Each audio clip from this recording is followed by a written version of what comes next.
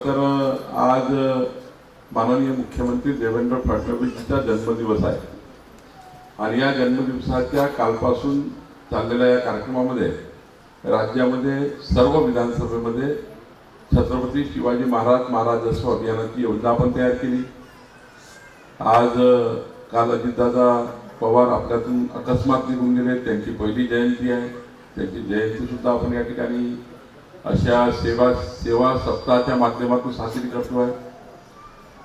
22 जुलै ते 2 ऑगस्ट पर्यंत चालणारे हे कार्यक्रम या 10 दिवसांमध्ये आपण विचार करतो आहे किमान 10 लाख परिवारांना वेगवेगळ्या योजनेचा लाभ दिला पाहिजे। या 10 दिवसाच्या कार्यक्रमात 10 लाख परिवारांना काही ना काही योजना मिळाली पाहिजे असा आमचा संकल्प आहे।